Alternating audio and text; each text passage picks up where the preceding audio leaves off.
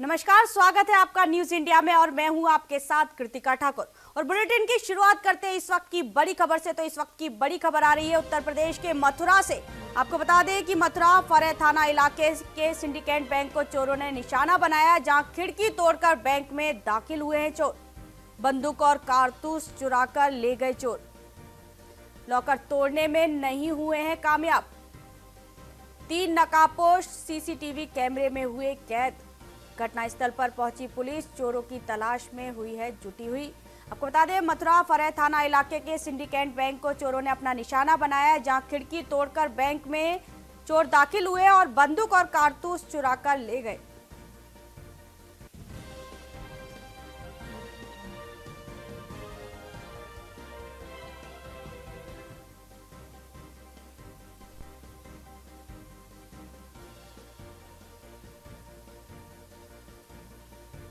आपको बता दें कि खिड़की तोड़कर बैंक में दाखिल हुए चोर और उसके बाद सिक्योरिटी गार्ड की बंदूक और कारतूस चुराकर ले गए। जहां चोर लॉकर तोड़ने में कामयाब नहीं हुए, वहीं 3 नकाबपोश सीसीटीवी कैमरे में कैद हुए हैं और घटनास्थल पर पुलिस पहुंच चुकी है और तलाश में जुट चुकी है।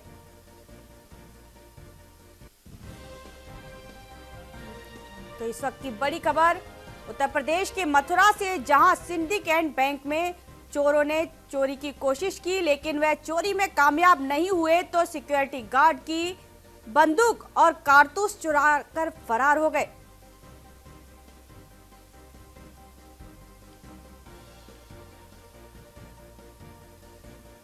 खिड़की तोड़कर चोर बैंक में दाखिल हुए और उसके बाद वो लॉकर तोड़ने में कामयाब नहीं हुए तो उन्होंने सिक्योरिटी गार्ड की बंदूक और कारतूस चुरा ली और उसके बाद मौके से फरार हो गए। जहां सूचना पर घटनास्थल पर पुलिस मौके पर पहुंच चुकी है और फिलहाल पूरे मामले की जांच की जा रही है।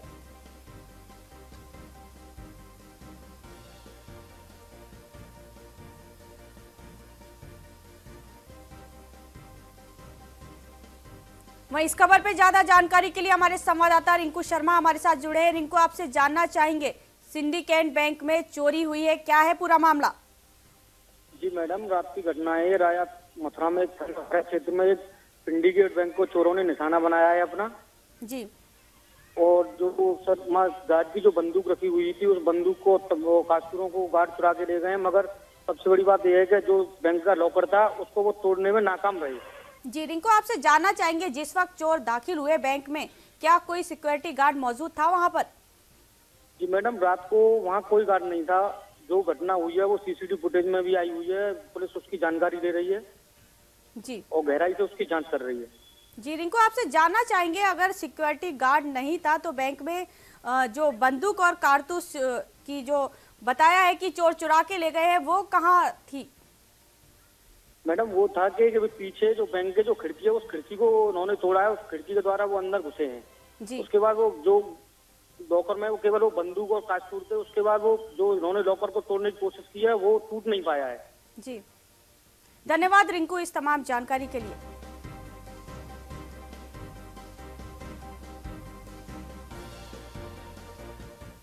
उत्तर प्रदेश में कौशाम्बी जिले के महिवा घाट थाना इलाके में शौच के लिए खेत की तरफ निकली नाबालिग युवती ने गन पॉइंट पर गांव के 2 युवकों ने गैंगरेप किया। किशोरी की चीख सुनकर जब आसपास के लोग दौड़े तो आरोपी युवक ने किसी के बताने पर जान से मारने की धमकी देते हुए मौका वारदात से फरार हो गए।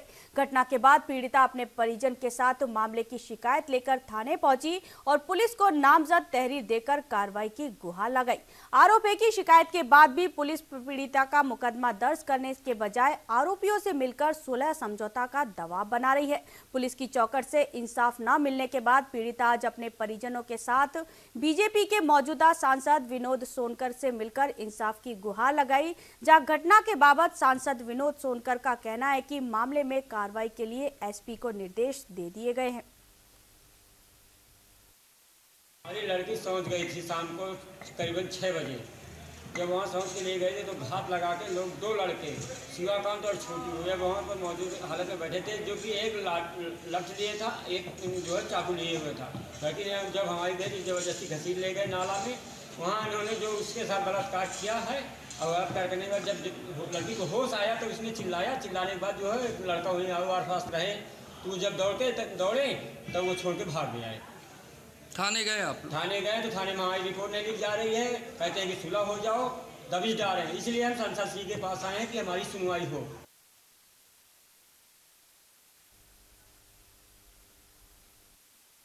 कि उस नाबालिग लड़की के द्वारा बताया गया है कि उसके साथ रेप हुआ है।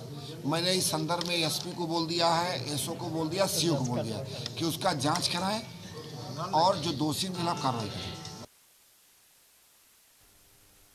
तो आपको बता दें, उत्तर प्रदेश के कौशाम्बी में युवती के साथ गैंगरेप का मामला सामने आया है, जहां युवती ने इस पूरे मामले की शिकायत जब पुलिस में दर्ज कराना चाहिए तो पुलिस ने समझौता करने का दबाव बनाया। इसके बाद पीड़िता बीजेपी सांसद के पास पहुंची, जहां उसने न्याय की गुहार लगाई। फिलहाल बीजेपी सांसद ने एसपी को इस पूरे मामले में जांच के निर्देश दिए हैं।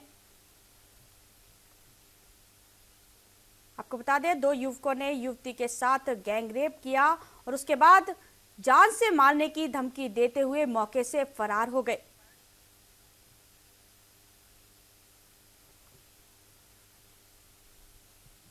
युवती ने जब इस पूरे मामले की रिपोर्ट दर्ज करानी चाहिए तो पुलिस ने उल्टा समझौते का ही दबाव बनाया।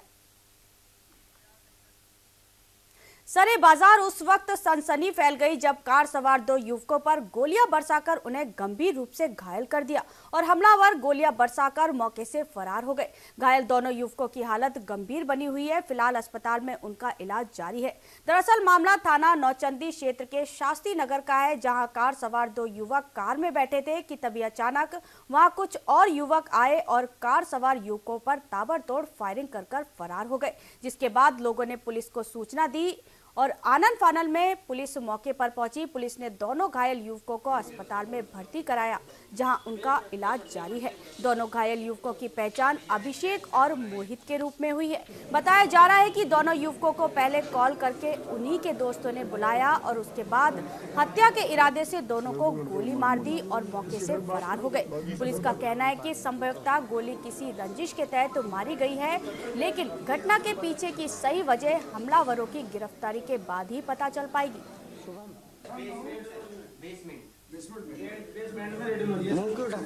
अभी यहाँ पे नौचंदी थाना क्षेत्र में एक जगह है मकबरा, वहाँ पे 2 लड़के घायल होने की सूचना थाने को मिली थी। थाने की फोर्स आई और आने के बाद तुरंत हम लोगों ने हॉस्पिटल में एडमिट कराया। यहाँ पे दोनों को यहाँ पे गन शॉट है, यहाँ पे मुंह में लगी है और दोनों का इलाज चल रहा है। पूछताछ में पता चला है कि ये दोनों को किसी ने बुलाया है यहाँ पर और जिसने बुलाया है वो उसी ने संभवतः ये गोली चलाई है। हम लोग उसको अभी ढूंढ रहे हैं और हमारी टीम लगी हुई है, उसको हम जल्दी पकड़ लेंगे। उसके पूछताछ में बाकी चीज़ का पता चलेगा। ये अभी अंडर ट्रीटमेंट है तो ज़्यादा हम लोग इनसे अभी पूछताछ नहीं कर पा रहे हैं, बाकी खोजबीन कर रहे हैं। दोनों लड़के करते क्या हो, कहाँ के बताए जा रहे हैं? देखिए ये दोनों लड़के गंगानगर के बताए जा रहे हैं। सिद्धार्थनगर के डुमरियागंज में अतिक्रमण हटाए जाने के विरोध में प्रगतिशील समाजवादी पार्टी के लोगों ने प्रदर्शन किया। पूर्व मंत्री मलिक कमाल यूसुफ की अगुवाई में आयोजित इस प्रदर्शन में प्रशासन की जमकर आलोचना की गई।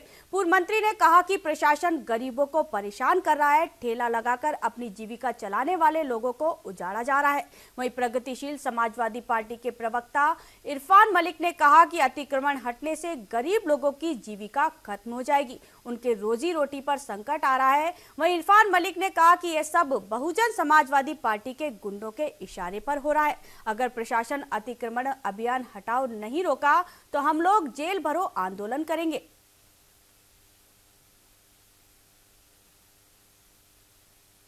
सांकेतिक हम लोगों का एक सभा छोटी सी है।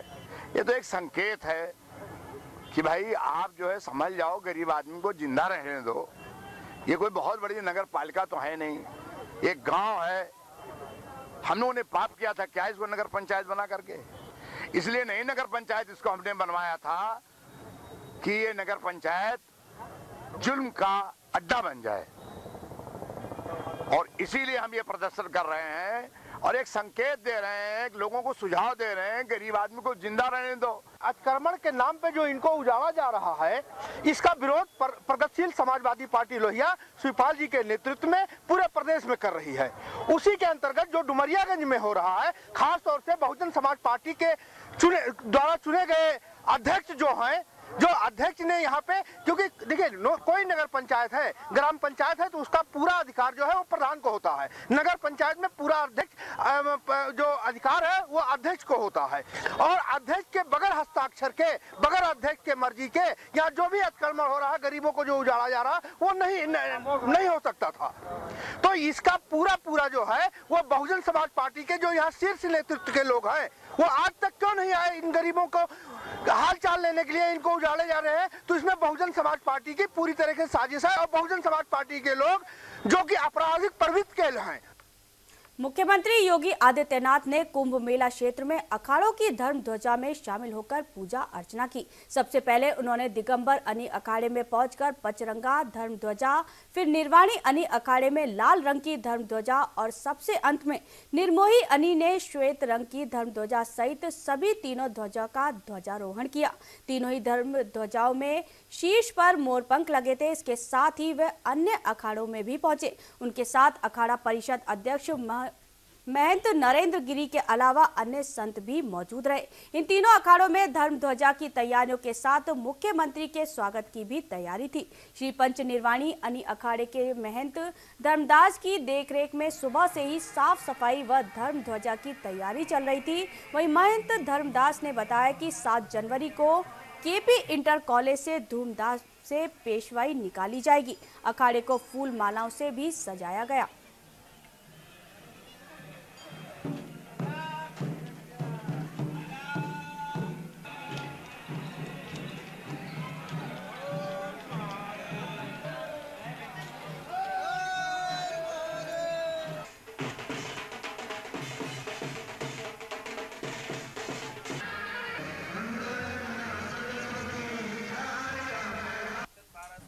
से हमारे आनंद अखाड़े की एक स्थापना हुई है। आद्य जगत गुरु शंकराचार्य जी ने इस अखाड़ा परंपरा की स्थापना की है। जगत गुरु शंकराचार्य की परंपरा में दंडे सन्यासी होते हैं, तब जो राजे रजवाड़े व्यापार में जो चलते थे, उस समय जो नागा सन्यासी सैनिकों का भी काम करते थे, और मेरे कैडेट में उनका नाम है कि जो नागा सन्यासी युद्ध करके सिंधिया घराना हो, ग्वालियर घराना हो, इन घरानों को भी इन लोगों ने सहयोग किया है। गुजरात हो, महाराष्ट्र हो, सभी जगह इसका शाखा है। भारतवर्ष में हजारों शाखाएं फैली हुई है। आज इस पेशवाई शोभा यात्रा में, जैसे महाराष्ट्र में पेशवा सरकार हुई है, महाराष्ट्र में कुंभ मेले में कई बार गए थे, तो पेशवा जी थे जो राणा साहब पेशवे थे, उन लोगों ने इस शाही जुलूस का नाम पेशवाई जुलूस किया है, तब से इसका पेशवाई नामकरण हुआ है। फतेहपुर में कांग्रेस पार्टी के राष्ट्रीय अध्यक्ष राहुल गांधी राफेल विमान खरीद के मुद्दे पर प्रधानमंत्री नरेंद्र मोदी के ऊपर भले ही आरोप लगाते रहे हो, लेकिन प्रदेश की योगी सरकार में सहकारिता मंत्री मुकुट बिहारी वर्मा का कहना है कि राहुल गांधी लोकसभा चुनाव को देखते हुए प्रधानमंत्री पर अनगढ़ आरोप लगा रहे हैं। उनका कहना था कि राहुल गांधी के आरोपों पर कोई भी भरोसा नहीं करता और देश का चौकीदार चोरों को उनकी असली जगह पहुंचाकर ही मानेगा। राम मंदिर के मुद्दे पर पूछे गए सवाल पर मुकुट बिहारी वर्मा ने कहा कि बीजेपी सरकार में ही अयोध्या में भव्य राम मंदिर का निर्माण होगा।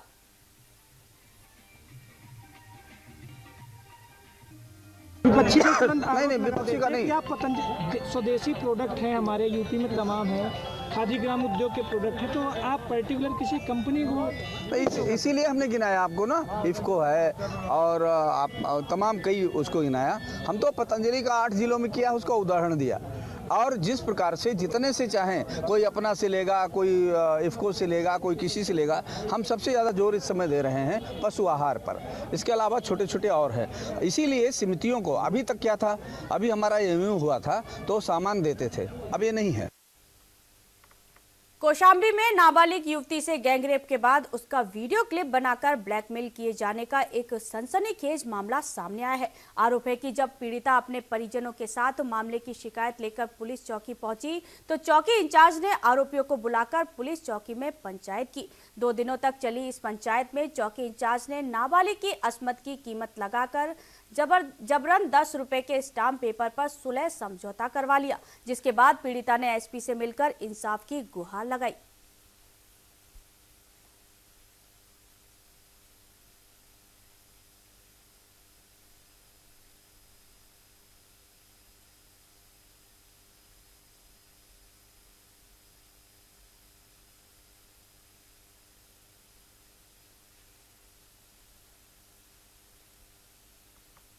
बिजनौर के इंदिरा बाल भवन में मुख्यमंत्री योगी आदित्यनाथ के निर्देश पर असहाय लोगों को कंबल वितरण का जिला स्तरीय कार्यक्रम का आयोजन किया गया। कार्यक्रम में बिजनौर सांसद भारतेंद्र सिंह, नगीना सांसद डॉक्टर यशवंत सिंह, जिला अधिकारी अटल कुमार रॉय, पुलिस अधीक्षक उमेश कुमार सिंह, एडीएम, एसडीएम, तहसीलदार व सांसद प्रतिनिधि के साथ कई आला अधिकारी मौजूद रहे। बिजनौर के इंदिरा बाल भवन में आयोजित कार्यक्रम में सैकड़ों की संख्या में पात्र लोगों की भीड़ रही। इस दौरान जिला अधिकारी अटल कुमार रॉय ने बताया कि 800 कंबलों का वितरण किया गया है। साथ ही बिजनौर की 5 तहसील पर 1-1 हजार कंबल वितरण के लिए दिए गए थे, जो कि पहले ही वितरित किए जा चुके हैं। जनपद के दोनों लोकप्रिय सांसद जी की उपस्थिति में कार्यक्रम किया गया है और इसके अतिरिक्त हमारे सभी 5 तहसील पूर्व से 1-1 हजार कंबल प्राय बढ़ चुके हैं और मुझे ये बताते हुए बड़ी खुशी हो रही कि 3,500 से अधिक कंबल और लिहाफ जो है वो लोगों के सहयोग से, स्वयंसेवी संस्थाओं के सहयोग से बांटा गया है। और बिजनौर में मैं देख रहा हूँ कि लोग बढ़ चढ़ करके इसमें हिस्सा ले रहे हैं। हमें व्यापार मंडल का भी ऑफर मिला है कि हम लोग और कंबल देना चाहते हैं और कोई भी ऐसा गरीब पात्र नहीं रहेगा जिसे कंबल नहीं मिलेगा। देखिए, यहाँ पे जो कंबल वितरण का कार्यक्रम हुआ है ये तो लगभग 800 लोगों के लिए हो रहा है, लेकिन ये कोई आखिरी कार्यक्रम नहीं है और ये कोई शुरू का कार्यक्रम भी नहीं है। हर तहसील में 1-1 हजार कंबल पहले से भी बंट चुके हैं और अभी ये भी कहा गया है कि जो भी व्यक्ति इस श्रेणी में आता है जिसको कंबल की आवश्यकता है और वो खुद कंबल खरीदने के हालात में नहीं है, जनपद में चाहे जितने लोग हो उनके लिए व्यवस्था की जा रही है। देवबंद पुलिस को दूसरा थाना क्षेत्र में उस समय दबिश देना भारी पड़ गया जब पुलिस मुजफ्फरनगर के गांव सिंबालकी में कच्ची शराब की सूचना पर गई और वहां से पुलिस को देखकर एक युवक अपनी बाइक रास्ते में ही छोड़कर भाग गया और उसने अपने मालिक सुशील, जो कि भारतीय किसान यूनियन का ग्राम अध्यक्ष है और सिंबालकी में अपने नौकर की बाइक लेने गया, तो पुलिस ने सुशील को ही गाड़ी में डालकर देवबंद थाने ले गई। जब इस बात का पता अन्य साथियों को लगा तो 4 पदाधिकारी थाने में आए और देखा कि सुशील को हथकड़ियों में बांधकर डाल रखा है। जब इन्होंने वहीं उत्तर प्रदेश के सहारनपुर के जिला अस्पताल के हाल बद से बदतर नजर आ रहे हैं। यहाँ आने वाले मरीजों को और उसके तीमारदारों को परेशानी का सामना करना पड़ता है। अभी तो सिर्फ इतना ही था कि मरीजों को दवाओं से लेकर जांचें बाहर से लिखी जाती थी और उनके तीमारदारों की जेबें खाली कराने का काम यहाँ बैठे जिम्मेदार कराते थे, वो भी यहाँ के आवारा कुत्तों, जिनकी परवाह अस्पताल प्रशासन को जरा भी नहीं है। ये आवारा कुत्ते कभी मरीजों के बेड के ऊपर बैठकर आकर बैठ जाते।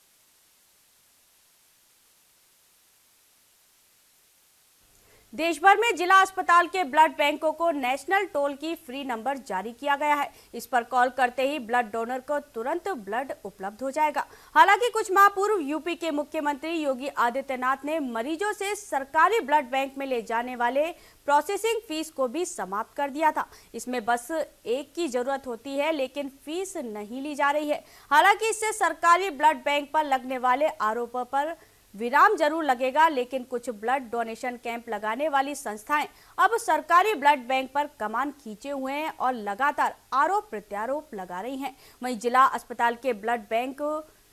अस्पताल के प्रमुख अधीक्षक डॉक्टर सुनीत कुमार वार्ष्णेय ने बताया कि यदि ब्लड बैंक में किसी ग्रुप का ब्लड नहीं है तो मरीज या तीमारदार इन टोल फ्री नंबर पर कॉल कर सकते हैं।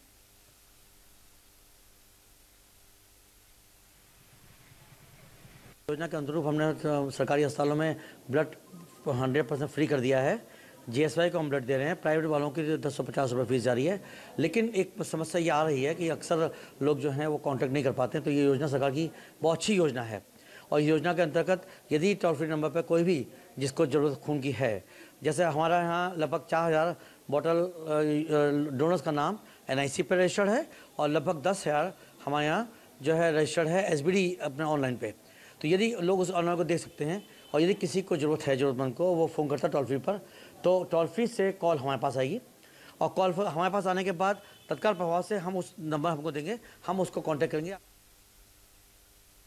तो इस बुलेटिन में फिलहाल इतना ही। खबरों की तमाम अपडेट्स के लिए बने रहिए हमारे साथ और देखते रहिए न्यूज़ इंडिया।